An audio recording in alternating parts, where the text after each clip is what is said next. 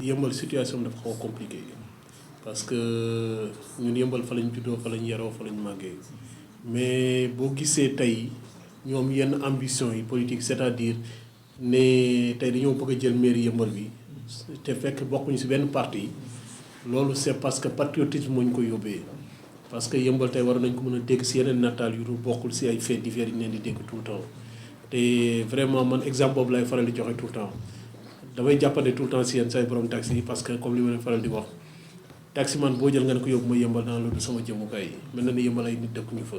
te bu ñu xoolee yëmbal vivier humain bu ñu am bi macha allah dañuy gën a dolli sant yàlla parce que tey boo xoolee exemple banaa rek laa lay jox boo xoolee ñi nga xam ne membre gouvernement am na ñi nga xam ne yëmbal lañu jëkk donc tey yëmbal ne doit pas être laissé en rade war ñu bàyyi yëmbal waay ak yëmbal waay yi xam nga à leur sort nii dañoo war a def le tout pour que situation yëmbal changé donc loolu moo tax nag man de ma xar sama tànk tubay ne incha allah rab lépp li nga xam ne mën naa ko def pour yëmbal ñu dégg ko si yeneen anam rek incha allah dinaa ko def. waaw xam nga lépp loo gis rek dañuy xool genèse bi c'est-à-dire fu mu juddoo xam nga yëmbal boo xoolee enclavement bi yëmbal avant dafa nekkoon dëkk bu yaatu xam nga dem Asegna da nga doon football ba sonn xam nga mais yëmbal tey amatul fenn amatul benn terrain central bi ñu doon am bi sax bañ nañ ko ba tey boo xoolee xaaju terrain lam ne donc situation yi dafay dem ba mu nekk genre proximité bi nga xam ne nit ñi bu ñu amul fi ñuy évoluer fi ñuy défoulé wu rek day dem ba situation bi day xaw a metti seen boor ak koñ nu ñu xatee donc loolu moo tax ba à un moment donné yëmbal bokkoon na si site yu nga xam ne phénomène agression yi dafa bëri woon foofu nit ki boo ko ne yëmbal laa dëkk wala Caaroy sax da lay xoolee beneen anam quoi parce que pour moom nit ku civilisé mënul dëkk si côté yooyu xam nga donc nag ñàkkum liggéey bi ak manque de structure de santé yi ak structure de sport yi comme yooyu yëpp dafa may manquement yu nekk si biir yëmbal foofu loolu moo tax situation day metti si ñu bëri moo tax nit ki boo amul wér-gu-yaram amoo sécurité mais doo mun a dund bu am solo boo amee nag wér-gu-yaram ak sécurité loo ci dolli bénéfice même boo lekkul sax mais loo ci dolli bénéfice la man moo tax à travers sama structure bi Cristal sécurité dama waxoon ne damay ñëw pour jéem a dimbali waa yëmbal parce que tey boo xoolee yëmbal am na ay boy yu bëri comme ay boy yu nekk Layeen tey boo xoolee dimbali nañ leen si ay tenues ak ay jumtukaay pour sécurité bi pourtant boy yooyu kenn fayu leen ils travaillent bénévolement tey boy yooyu maire yi bu ñuy xëy chaque fajar boy ñoo leen di dimbali ñoo leen escorté ba ñu jël oto donc boy yooyu ils sont en train de faire un travail noble ñooñu dañ leen war a dimbali parce que kooku c'est le travail de la police mais ce qu'il faut comprendre la police ne peut pas être derrière chaque citoyen normalement c'est un policier pour 1000 habitants mais fii Sénégal aujourd'hui d'après l'estimation c'est un policier pour 3886 habitants donc à un moment donné ce sont les citoyens eux-mêmes qui doivent se prendre en charge pour assurer leur propre sécurité. On ne dit pas que l'État n'est pas présent, mais il y a dans certaines zones, c'est le citoyen qui doit essayer de s'organiser pour prendre en charge la sécurité des concitoyens. C'est ce qu'on est en train de faire maintenant en ce moment présentement. Waaw man sama jàngat c'est que il faut que ñu am benn affaire bu ñu war a mën a bàyyi ñun population yëmbal li ñuy war a mën a bàyyi mooy que les gens nous prennent en otage c'est-à-dire bàyyi ba élection waa ji jub si rek nga ñëw ngay séddale ay saaku ceeb di joxe fi ay 5000 c'est pas ça qui va du loolu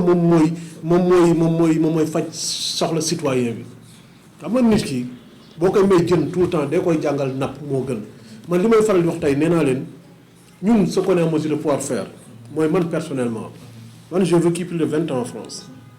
j'ai des partenaires yi nga xam ne bu ma leen indee tey au lieu que ma leen indi ay Patte d'Oie wala leen indi si Almadies bi fii man je préfère ma yóbbu leen yëmbal parce que c'est foofu la besoin bi nekk yow da ngay xool dëkk bu mel ni yëmbal 125 000 habitants amoo sax Auchan amoo Carrefour amoo benn activité bi nga xam ne sax guddi gi mën nga fa dem sax ne xaaral nga dem nduggi parce que bu dul marché yow Kër Massar moo mujjee juddu pourtant ñooñu am nañu infrastructure yooyu yëpp lu tax c'est parce que gars yi ñu jiite ñi à un moment donné dafa am benn faille ci seen gestion man loolu laay faral di wax nit ñi parce que à un moment donné si tu invites tous les gens parce que nit ki yow yaay dem jëli partenaire nga indi ko ci dëkk bi ñu liggéey jëriñ ci mais boo xaaree lépp ci état doo dem parce que état da ngay commencer mu fekk ci la ci moo tax yenn saa yi damay faral dégg gars yi naan woy le maire actuel c'est parce qu'il est dans l'opposition xam nga moo tax it Macky Sall jàppale wu ko mais là foofu fii fàtte xeju fii Bara avant qu'il soit dans l'opposition il était ministre conseiller dans le régime d'Abdoulaye Wade donc yaakaar naa ne en tant que ministre conseiller yow tey waroon nga gëstu sax waa Yeumbeul mais dem nga ba régime bi changé tey nga nekk dans l'opposition non ça je trouve que c'est trouver des facilités à un moment donné il faut que ku nekk assumer ses responsabilités yow on t'a donné le fait d'administrer une commune t'es le premier magistrat de la commune donc tu dois faire de telle sorte que nit ñi wax ñu la nga jox ku nekk liggéey de mais tu dois donner des voies et moyens pour que chacun les gens puissent avoir l'espoir de dire que kii bu ma ci duggee xëy na dina ci am dara. mais xam nga yow tey yaa ngi may wax ay poste de santé yi pakoti yi la poste de santé bi n'est pas fonctionnel poste de santé bi n'est pas fonctionnel. non mais ce que je veux dire c'est que xam nga tabax benn affaire il faut mettre les moyens yi nga xam ne suba nit ñi dañ si mën a jëriñu c'est-à-dire ku feebaru faju xam nga ñun on a créé ce qu'on appelle urgence banlieue. Urgence banlieue dafa nekk benn numéro vert bi nga xam ne et là on est en mesure de se doter de 2 ambulances médicalisées ku feebar Yeumbeul ba sonn au lieu que ñu lay jël di la dugal si ay charrette wala ay clando di la pam te doo yegg mais yow yaa ngi wax poste de santé Pakoti lan moo ko rey Pakoti c'est en cours d'évacuation la décédé te gis nga ambulance médicalisée yooyu dañ lay defal les premiers soins balaa ngay yegg hôpital c'est-à-dire boo yegg hôpital li ñu lay defal loolu la gars yi di la defal si ambulance ba pare. te là on a signé un partenariat avec docteur Morphal bi nga xam ne moom il a un cabinet médical bu nekk Gadaye donc ça c'est des actes concrets yow police bi ngay wax bi mais police bi foofu du place am na ñu ko gën a yitteel. est-ce que ñàkk espace non xam nga ñàkk espace xam nga yow en tant que maire man je pense qu'à un moment donné sax mën nga jënd xam nga pour sa commune si c'est quelque chose d'utile xam nga tey bu dul woon Demba Ka poste de police boobu mës a gis le jour. te Demba Ka quoi qu'on puisse dire il a été intelligent yow bu créé poste de police si wetu BDK si wetu station BDK yi nekk foofu yi mais c'est EDK yi c'est pas anodin donc à un moment donné dama ne bu ñu ko jëloon dugal ko biir buun gars yi xëy na fa la ñu gën a gisee jëriñam mais Yeumbeul nag à un moment donné dafa nekk ay point dafa am ay points stratégiques yi nga xam ne boo xoolee ne phénomène agression man li ma ci waxoon dafa yombo dama ne woon man j'allais mettre 3 pick-up en place pick-up bu nekk je mets mes éléments dedans chaque jour de 19h ba 8h du matin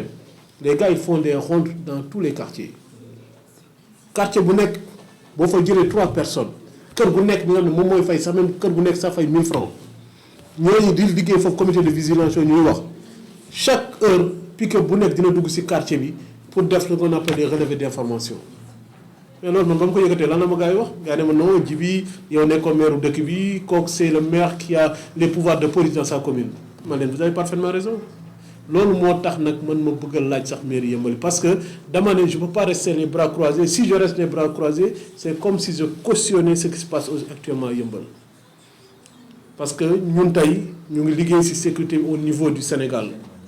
xam nga on fait des partenariats avec les services de l'État donc tey suñu expertise suñu compétence au niveau sécuritaire xam nga n'est pas négligeable donc bu ñu ñëwee tey di ko jéem a jël di ko proposer waa Yeumbeul c'est pour lutter contre les phénomènes d'agression et là loolu nee naa la Ibra si on arrive à faire ça en même pas 3 semaines dootoo déggati agression biir Yeumbeul. non parce que non li ñu non on lui a pas approché personnellement kooku ça c'était quelque chose yoo xam ne c'était une démarche citoyenne. man je viens parce que nee na j'ai envie de créer quelque chose pour Yeumbeul et sa pour Yeumbeul et sa commune mais man bu ma demee ba nga xam ne les adjoints du maire ñoo ne ma t'as pas le droit de faire ça parce que y a des enjeux politiques parce que man li ma doon wax ni c'était même avant que je décide de rentrer dans la politique mais c'est que après ñoom ba ñu yëgee loolu xam nga noonu loolu ça leur fait pas plaisir non plus parce que à un moment donné man comme yow muy keneen ak keneen nous tous chacun il a droit de demander d'être maire de sa commune man le maire actuel je le connais pas personnellement man ce maire je le respecte en tant qu'être humain mais man je juge les gens à travers les actions qui sont posées sur le terrain man je trouve en âme et en conscience personnellement je trouve qu'il y a rien qui a évolué au niveau de Yeumbeul. Ouais. Je trouve que la sécurité, ça c'est mon avis personnel. Parce que là aujourd'hui, peut-être que les gens ils vont dire oui, c'est parce qu'il va être maire qu'il est en train de critiquer le bilan de son prédécesseur. Mais je pense que si je laisse toutes mes activités, moi je demande à être jugé sur le terrain, c'est-à-dire j'ai décidé, même moi-même je l'ai dit à tout le monde, moi je vais être maire, mais pas être rémunéré, c'est-à-dire travailler bénévolement pour la commune. Je pense que si je mets entre guillemets mes sociétés, entre guillemets mes activités pour Yeumbeul, c'est parce que je n'ai pas de temps à perdre. J'ai envie d'évoluer dans un environnement serein. J'ai envie d'apporter des partenaires qui sont en mesure de faire évoluer Yeumbeul. Moi, ça, c'est mon souhait. Yeumbeul, ñun fa lañ juddoo fa lañ yaroo fa lañ màggee ñun tey xëy na li ñuy am ba pare dañu ñaan yàlla mu gën a yokk yàlla gën a yokk dalal ñu ba pare xam nga gën a ubbi suñu buntu wërsëg yi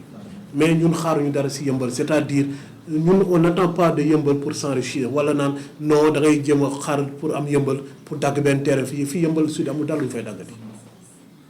ñun ce qui nous motive c'est par exemple faire évoluer les conditions humaines yi nga xam ne ñoo nekk Yeumbeul yi ñun loolu mooy suñu sacerdoce ñun loolu moo njëkkati tey. non système bi ñuy teg xam nga sànq yaa ngi may wax ay partis politiques parce que c'est vrai que Sénégal dafa am ni ñuy doxalee. xam nga tey bu ñu toogee ne duñ def politique même nee naa la rapport yi nga am sax boo yeewoo dem si chez le boutiquier sax kooku c'est un contrat c'est de la politique. La politique n'est rien d'autre que l'art de diriger la cité c'est-à-dire ni ngay jëflante ko say mbokk ak affaire yooyu loolu sax c'est de la politique. ñun tey boo gisee ñu ne la bokkuñu ci benn bannière c'est-à-dire wéeruñu ci APR wéeruñu ci PASTEF wéeruñu ci PS ñun on a créé un mouvement citoyen. mouvement citoyen bi képp ki nga xam ne yow gis nga ci sa bopp mu wóor na la yow li ngay dund lu questionner c'est pas normal mais t'as envie d'évoluer dans le bon sens ñun on t'invite à rejoindre ce mouvement parce que ñun tey lépp lu ñuy demee tey c'est avec des fonds propres wéeruñ ci benn parti politique parce que xëy na ñun idée yu ñuy kii mais il y a des gars qui sont de l'APR qui sont du PASTEF qui sont d'autres partis mais qui font partie du mouvement parce que là on est en train de parler localement. Quand on est en train de parler localement, on est en train de parler de Yeumbeul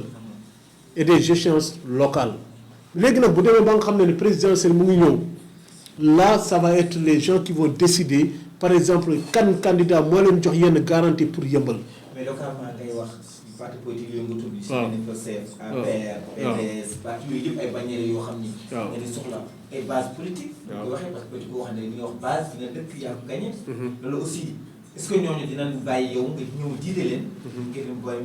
nga ñëw jël maire Yeumbeul est-ce que loolu aussi dina mën nekk. waaw mais xam nga dafa bàyyi dem seen dënn bopp. waaw mais xam nga loolu laay faral di wax rek nee naa xam nga affaire yi ce qui est bien mooy. élection yi di ñëw suffrage direct lay nekk. donc li olof ñaanal mën sa morom duma rek. affaire yi moom. est-ce que ñoom dinañ ànd ak yow ci loolu. non dëgg la ma la xam nga affaire ànd moom. conviction et puis c'est quelque chose qui relève de l'intime de la personne.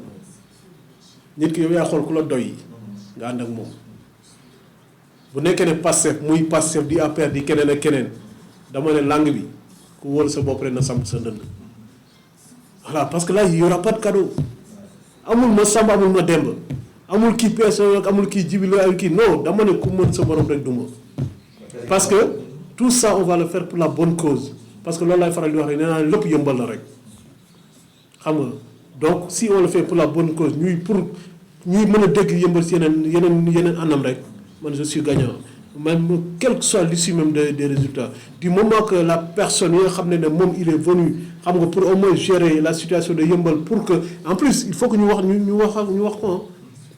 il faut que mu am benn fibre patriotique bi nga xam ne moom mooy nekk ci nit ñi bu ñuy ñëw pour Yeumbeul nañ ñëw pour dimbali askan mais bu ñu ñëw pour dimbali seen bopp fii quoi qu'on puisse dire l'avenir nous a toujours donné raison l'histoire nous a toujours donné raison nit day ñëw amul benn situation politique nee naa ñu koy def ñu bëri c'est parce que amuñu liggéey ñoom ci politique la ñuy liggéeyee parce que seen njëriñ seen richesse yu bëri ci politique lañ koy amee mais ñun dañoo am formation am liggéey di yëngut ci yeneen donc bu ñu yoree loolu ba pare ñëw di def politique aussi c'est pour aider les gens c'est pas pour nous personnellement donc il faut que sunu yaay yi ak sunu sœurs yi bàyyi ñu leen di yàpp ci njaga njaay yi di leen solal ay xartum di leen doxloo journée bi yëpp di leen jox ay 2000 francs c'est pas ça qui va changer la situation parce que loolu au contraire ils sont en train d'hypothéquer l'avenir des enfants man de nee naa la lii ñaar la te je suis en mesure de le faire sans pour autant attendre le concours de l'État mooy mettre en place la société de sécurité que j'ai parce que j'ai tous les documents, j'ai l'agrément, j'ai tout pour au moins faire ce qu'on appelle les rondiers au niveau de Yeumbeul, mettre en place des toits piqueurs pour qu'au moins sillonner sur toute la ville. Quoi qu'on est en mesure de le faire, aujourd'hui même, on est en mesure d'équiper plus d'une centaine de personnes. La deuxième chose, c'est dans le domaine de la santé, comme je l'ai dit tout à l'heure. Là, on n'a pas besoin d'attendre des gens, pour ça on a des partenaires, on a signé des protocoles et tout pour que tout ça puisse se faire. Maintenant nag Yeumbeuluwaay ak Yeumbeuluwaas yi ñoom ñooy xam fi seen intérêt nekk bu nekkee ne yow juróomi at du dara ci yow mën nga ko muñal chaque jour ñu bàyyi la nga sonn dem bàyyi la soo ñëw ñu jox la benn saabu ceeb wala benn 5000 nga foog ne loolu moom nga nar a xaaraat juróomi at mais kooku ñoom bu ñu ko defee seen bopp la ñuy sonnal rek.